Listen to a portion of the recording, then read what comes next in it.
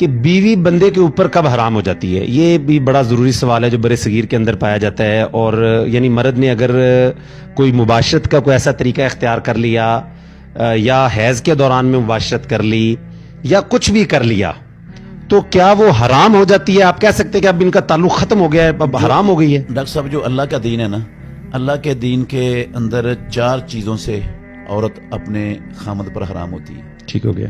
5ویں چیز قرآن مجید میں اور پیارے پیغمبر کی سنت میں کوئی نہیں ہے. ٹھیک ہو گیا. ان 4 چیزوں میں سے ایک ہے طلاق. ٹھیک ہو گیا.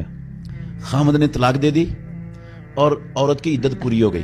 ٹھیک ہو گیا. طلاق کی عدت کے اندر رجوع نہیں ہوا، جب عدت مکمل ہو گئی تو وہ عورت اس پر حرام ہو گئی. ٹھیک ہو گیا. نمبر 2 ہے خلا.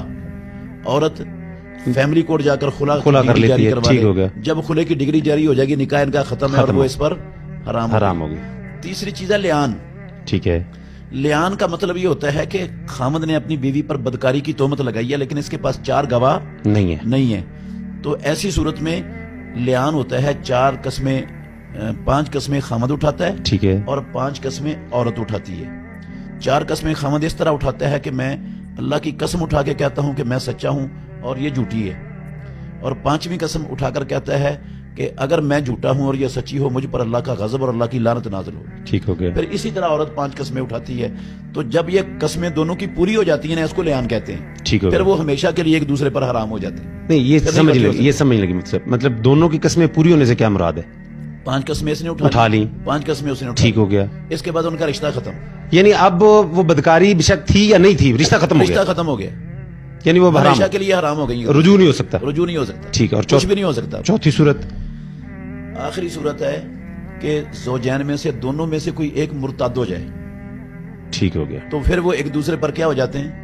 حرام ہو جاتے ہیں. اس کے علاوہ اللہ کے دین میں، اسلام میں کوئی اور شکل، کوئی صورت نہیں ہے جس کی وجہ سے بیوی اپنے خامد پر حرام ہوتی ہو.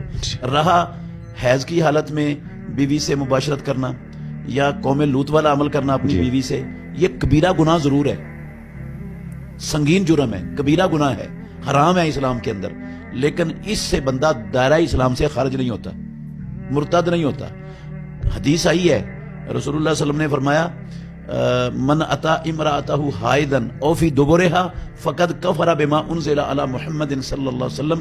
جو اپنی بیوی سے حیض کی حالت میں آیا یا اس کی دبر میں آیا، قوم لوط والا عمل کیا، اس نے کفر کیا اس چیز کے ساتھ جو اللہ نے محمد رسول اللہ صلی اللہ علیہ وسلم پر اتارا ہے. تو یہ جو کفر کا لفظ رسول اللہ صلی اللہ علیہ وسلم نے بولا ہے، یہ کفر دونا کفر ہے، یہ کفر مخرج من الملہ نہیں ہے. ٹھیک ہو گیا. یہ اسی طرح کا ہے جس طرح رسول اللہ صلی اللہ علیہ وسلم نے فرمایا سباب المسلم فسوق وقتالہ کفر.